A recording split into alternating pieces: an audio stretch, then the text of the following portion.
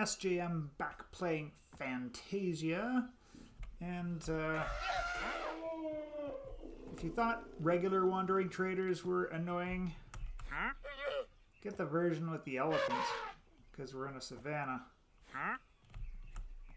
Gotta listen to his elephant at the same time. At any rate, between episodes, we did quite a bit. I got all of my steel armor sorted out. So I ended up cooking up 52 pieces of steel. And then you have to heat them up in the blast furnace. The blast furnace is really good because in the kiln you can only heat up the one ingot at a time, as we found out with the copper, but in the blast furnace they stack in there, so it was a lot easier. I could just grab a few out there, then come over here. We put it on the forge, and you just put it in this slot here, and you hammer away with the hammer, and that got it all sorted. So I have 16 steel left out of the 52 that I started with. And we also got started on the smithing blueprint stuff here. So to make this block here, which I totally forget what it's called, drafting table. The recipe is a crafting table plus an empty blueprint. To make the empty blueprint, we need blue dye and 3 paper. I had gathered tons and tons of sugar cane when I was out on my adventure, so I had that already. And then basically you just take an empty blueprint, you put it in here, and then you have a choice. You can make an armor, a weapon, or a tool blueprint.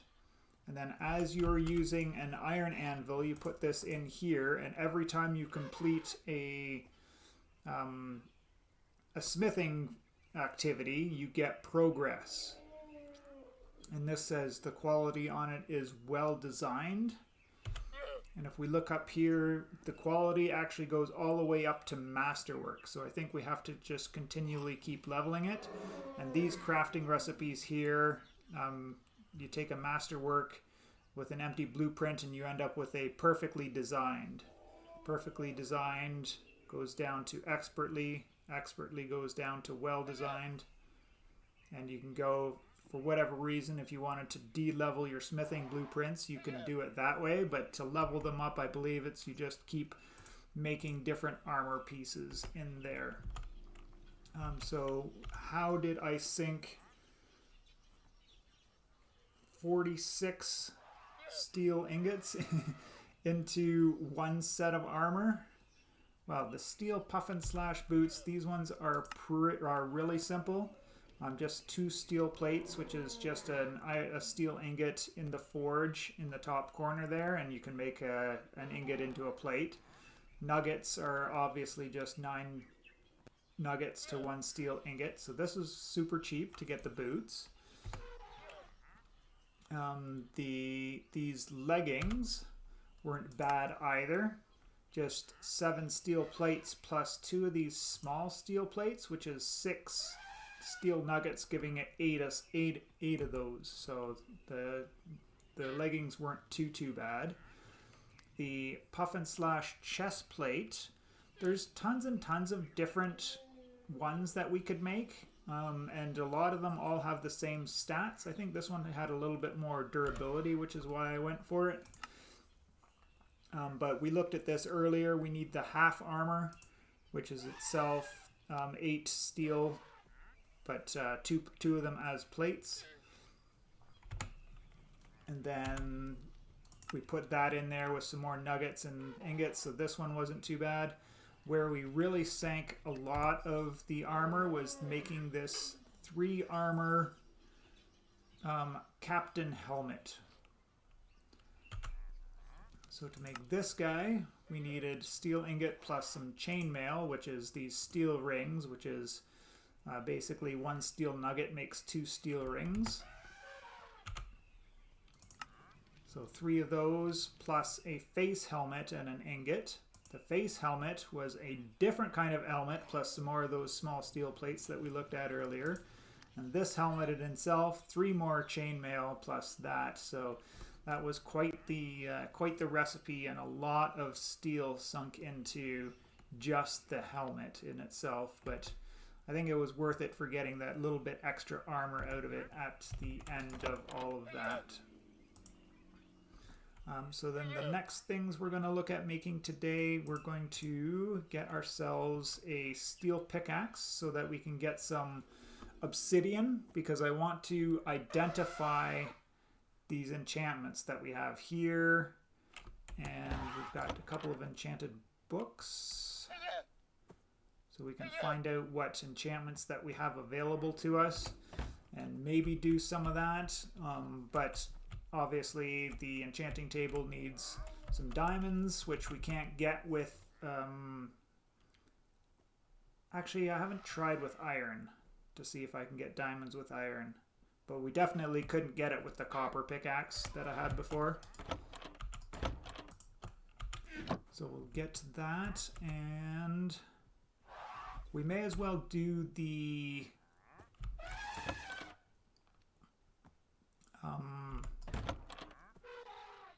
smithing template for tools and get started on that as well, because A, why not, and B, we're gonna be making lots of tools anyways as we keep going through the pack, so it's definitely a good thing to have. So let me just grab, I can't see my cornflowers, there they are. So we can do one die per flower there, but if we use our Farmer's Delight cutting board, we can get 2 die for each one.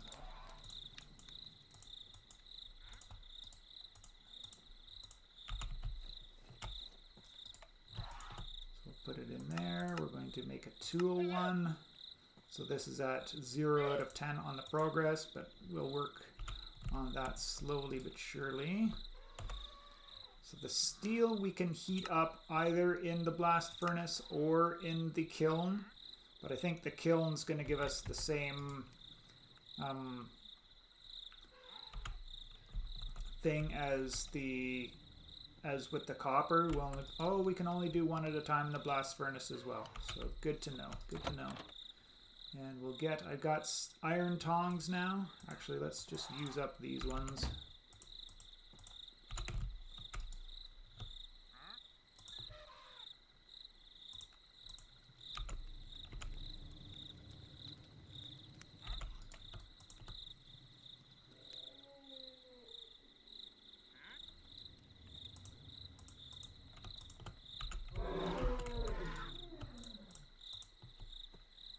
Go. Make sure that our tool smithing blueprint is in there.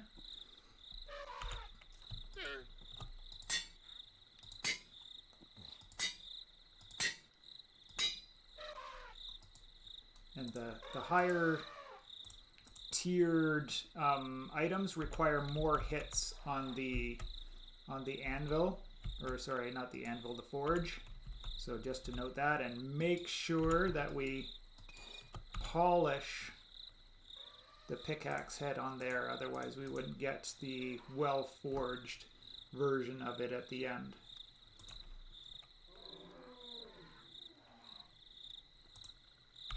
Alright, so I'm going to prepare to go, and we're going to head down to the big underground cave where I found that goblin trader in the last episode and get away from this guy finally. So yeah, we'll be back when I'm headed out for the little bit of adventuring. Alright, one thing that I forgot about was we definitely want to get some bandages going. So the farm here, because we're in this arid, dry environment, a lot of things aren't really growing properly. Like, I've gotten 1 potato so far. The flax seemed to grow fine. I've already done 1 harvest on it. So we ended up with 21 flax out of that first harvest, but like only 1 weed has come along. I don't think the carrots have grown very much at all, so I might just move my farm over into this biome and see if it grows any better. But we definitely want to get some bandages going, so we're going to make the rest of this string here, and I think we can make 8 bandages if our calculations were correct. And let's get out on the road. I'm not going to make my steel tool or steel weapon just yet because there's a lot of different weapons to look through in there. But I think if I'm going to continue role-playing this as I have, like being this fisherman type character, we're probably going to stick to the spear or something similar that a fisherman would be accustomed to, instead of switching to something like purely mechanical like a halberd or whatnot, whatever they have options that they have in this pack. But we'll see at the end of the day how it all comes out. Alright, we found an enemy. These guys are super scary until you actually see them and find them, but we've got to make sure that we keep moving because hitting us is not good. Well, it's a lot better now that I've got steel armor, but there we go. We finally completed that quest line, which we had to kill 5 of them, I think. And we get a reward. Hey, this is the first time we've gotten a reward from a quest, so I'll take 45 coins. Don't mind if I do. And then we've got to hold down this button to heal up. I think we'll let a little bit of natural regen happen there, but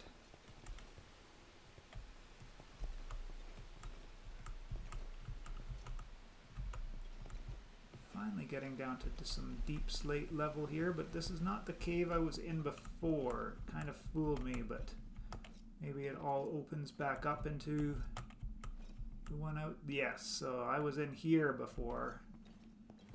So I've got a few diamonds marked in this area. So I'll go around and collect all of those and we'll be back. If I can find a lava pool as well, that would be ideal so that we can get that obsidian that we need for the enchanting table.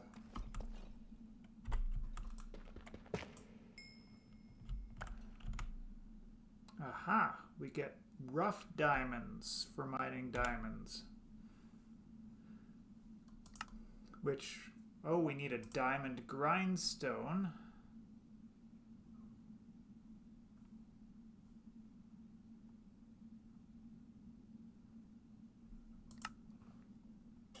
So we're going to need some polished deep slate plus a couple of rough diamond shards. So we're going to have to break one of these guys down. Oh, wow. All right. Well, now that we know that, at least we can account for it and make sure that we leave here with the proper amount of diamonds instead of running back up to the surface with just 2 and realizing we don't have enough to make the enchanting table. We found a little campsite. Now we have to be careful coming into these because sometimes the chests will come alive. Looks like we got lucky with this one. Super lucky because we got a diamond. And an extra iron pickaxe.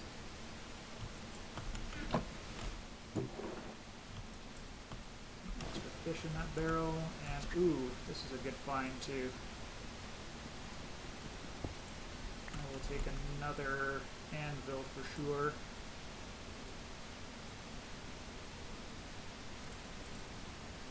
I accidentally brought... Ooh, there's a diamond. Nice. Not going to keep the flint knife.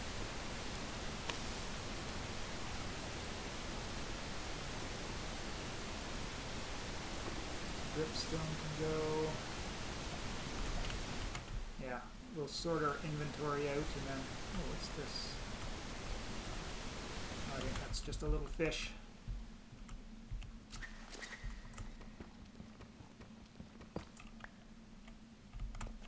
There we see the raw gold nuggets. So every time we're mining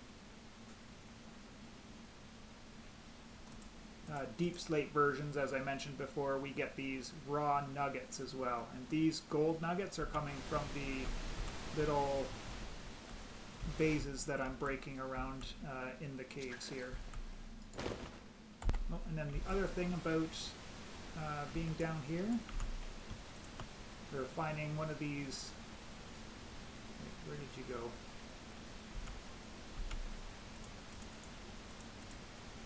There you are. You can light a campfire and get some healing.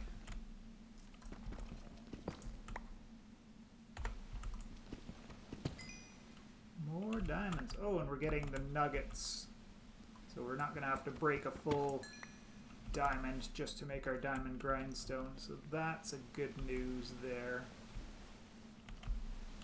Alright, back to exploring. Just mined my first redstone, and it's giving us this rough cinnabar. Yeah, so we just use that on the grindstone, and we're going to get redstone that way. Plus this cinnabar, which we use to make a lodestone, so we can actually, craft a compass with the redstone. If we get enough magnetite, then we can get a lodestone, which will point back towards our base instead of towards spawn.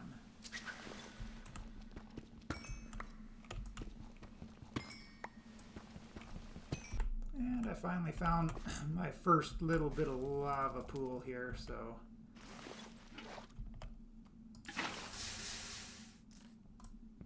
do that. Let's see how painful this is.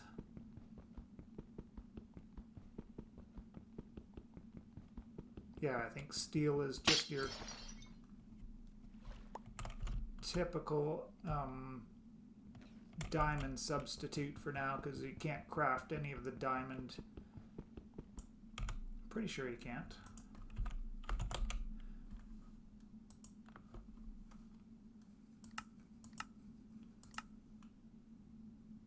No, you can't craft any of the diamond tools or weapons or armor. Can't craft any of it.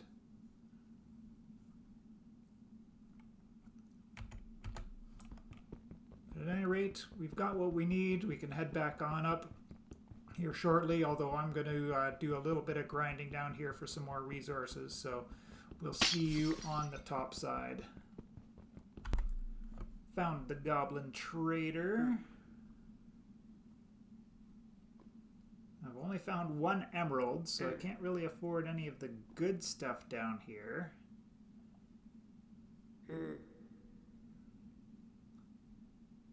Aqua dashers would be nice.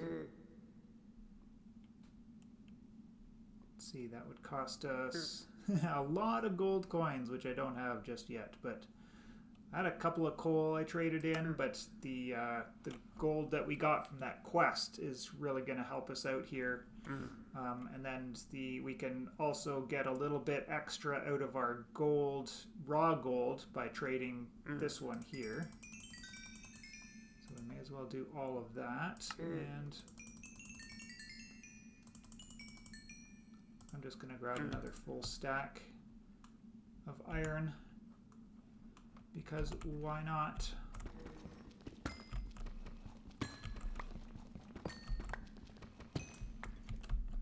And I haven't found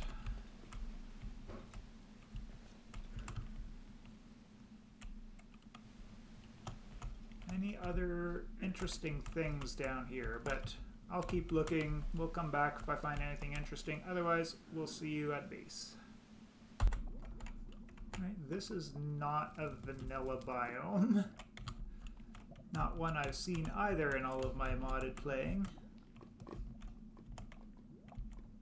It's got this stuff called argillite. Seems kind of interesting, but not super.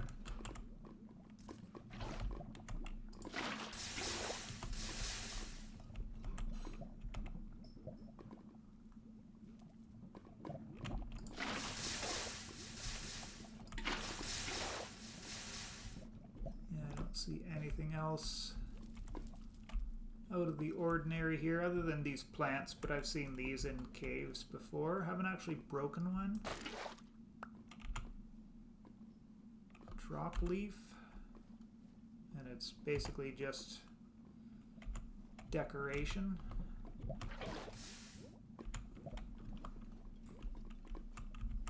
And I know these things will hurt you if you step on them. Yeah, that's it. Okay, I see something that's super scary.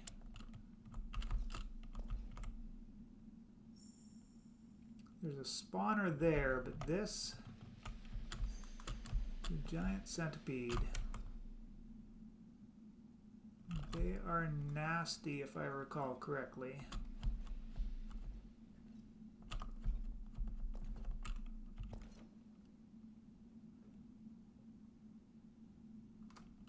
I think until I actually have my weapon up and going and a shield, I'll steer clear away from that guy. I also ran into a little bit of a skulk sensor and a shrieker, so that was a little bit nerve-wracking there as well, but I managed to slink away without too much trouble and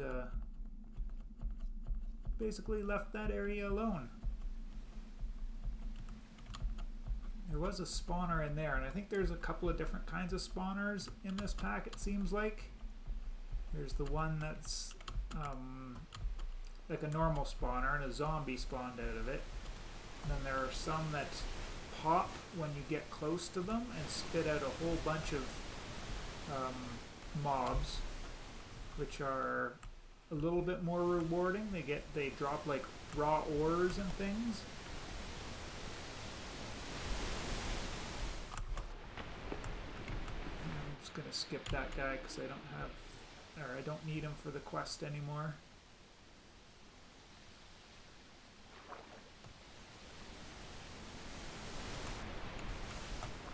All told, moderately successful, not super successful. I only came out with 7 diamonds, I think.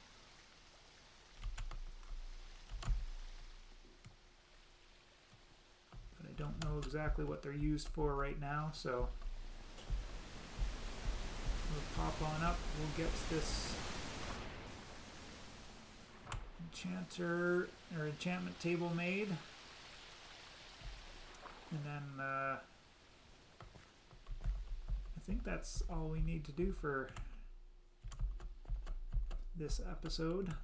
Everything that was important to get started and done anyways.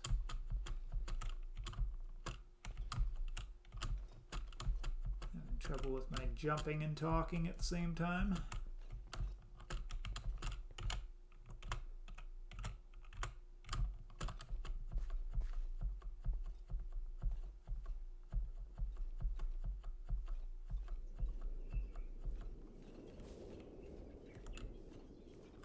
I think I came out the wrong exit. There's one that's a lot closer to my base, but that's neither here nor there. And woe is me, as this guy is still here. Unfortunate.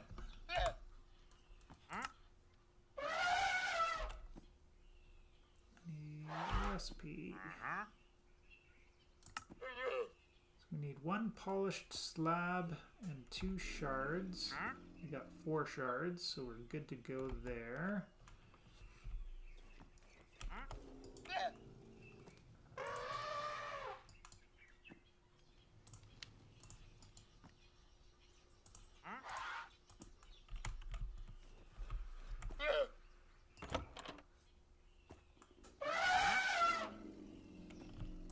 I'm way too full to be doing this right now.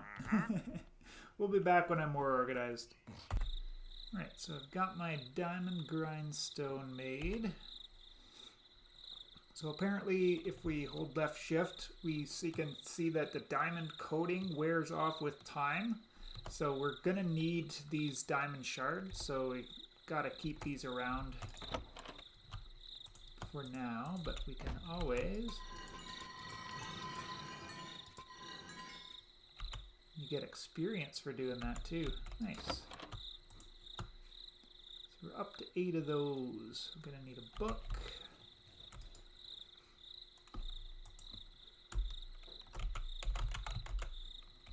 Enchanting table. Hey.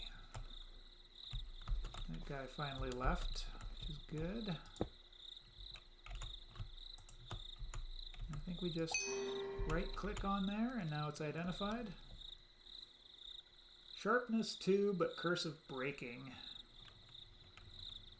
You win some, you lose some, but the sword is pretty much, for me, just going to be something to break cobwebs in this playthrough, because I'm going to be like a spear type of person, I think. Oh yes, I did make the iron tongs, which is super easy to make, and instead of having 30 durability, these have 1,500. So it's pretty much a no-brainer to make them as soon as possible. You just need 2 of these iron tongs, and each of these is 4 iron. You don't even have to heat it up. You just put the iron in the forging anvil. You make 2 of these tongs, and then craft these 2 together, and you get the iron tongs. So that was super easy there. I also found an amethyst geode, and if we just take the blocks instead of worrying about breaking the individual amethyst shards, we can break these on the cutting board with a pickaxe, and we get the shards that way. So it's a handy way to store up a bunch of them, and the shards have a whole bunch of uses, most of which are magical in nature. I'm not sure if we're going to be doing a lot of magic, but we'll see. At the end of the day, we might get some going, because it might not, or it might be quite prudent to have some spells one way or the other. But being a simple fisherman, I don't know. We'll see how I can work it into the lore at any rate. Vengeance 2 stores incoming damage. It applies it to our next attack. That sounds good for a piece of armor. And increases the distance of our rolls. So that's our C button.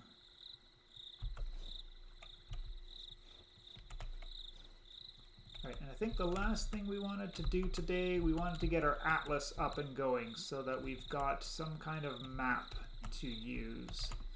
So as I was looking at it last time, the atlas needs a map and a book. And this, it's kind of weird because this can just be a standard map. It doesn't have to be this already revealed map. And to make a map, obviously, we're just a compass plus a piece of paper will get us an empty map. And the compass is just your basic vanilla one, just 4 iron plus a redstone. So we can change. Oh, we get 2 redstone out of that, so that's handy. And where have I stored all my iron? Somewhere. Oh wait, I don't have to do that because I found empty maps while I was adventuring between episodes, so we just grab a book and a map. I think it will have to be revealed. That's what it is.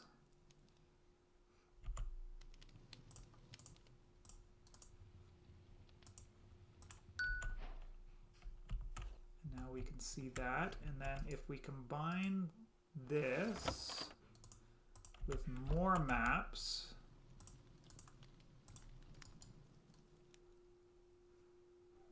see how it's got 1 map plus 2 empty maps? So now we'll be able to go to the next map next door, although this scale is probably not the greatest, right? Yes, we should have thought about that.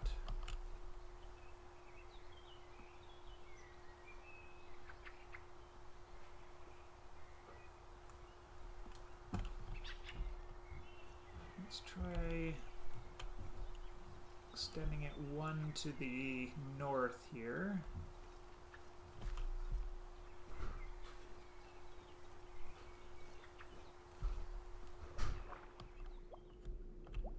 Oh. It already extended somewhere. But I guess the point that we needed out of it is done now anyways, that if we go out adventuring, at least we'll have a direction to go when we're coming back, because we'll be off of the map, so to speak. But I also want to try, yeah.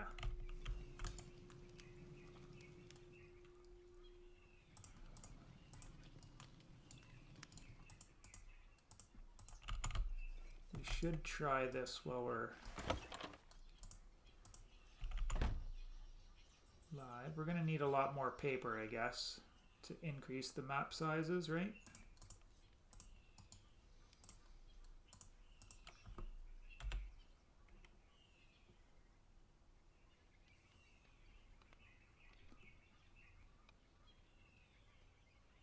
Slice map? Not sure exactly. Oh, we keep our compass.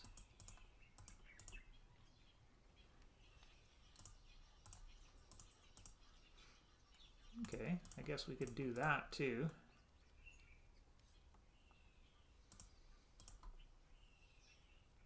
Scaling it 1 to 1.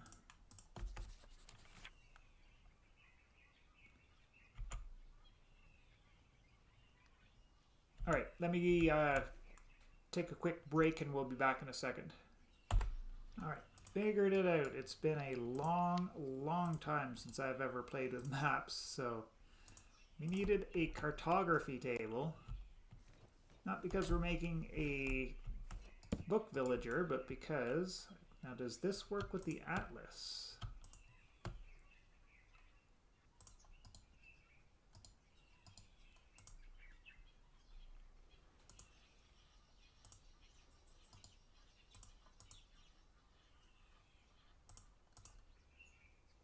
No, that makes a copy.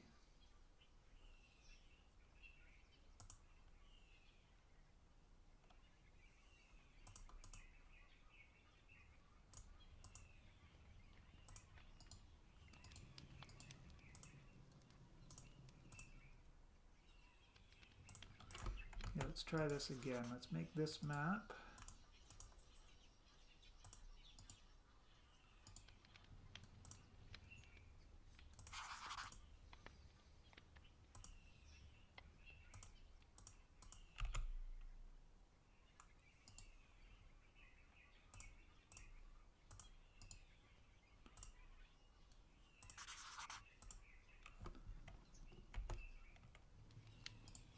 And can we go one more? Yes, we can. Now if we make this into an atlas,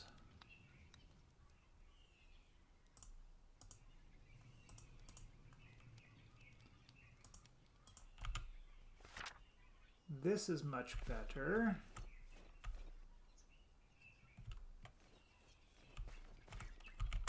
Then can we just add regular maps to this?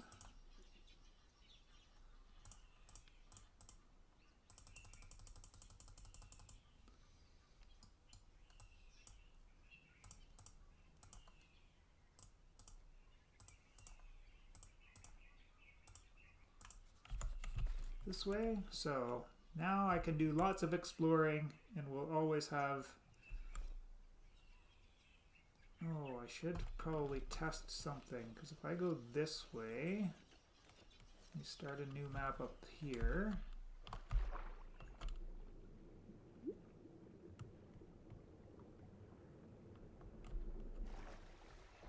Do I know which way is home? Yes, we click on it and we can go into here. All right, that explains everything, but it's good to know. But now we have got a map. We can do some exploring and some adventuring. Like I said, between episodes, I'm going to figure out a weapon that's suitable for my character. We'll get a shield as well, and we'll try and go out and find some adventure for the next time and start moving on with this. And then just as a side note, I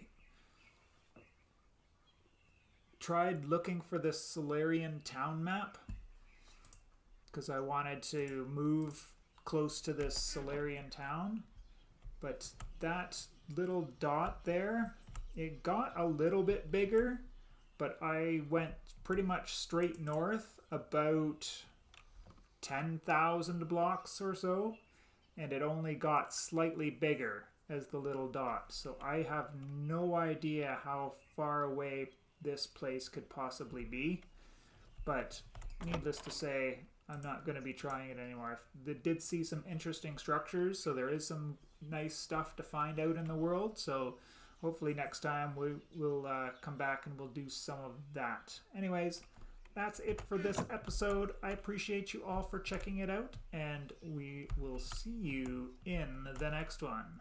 Bye!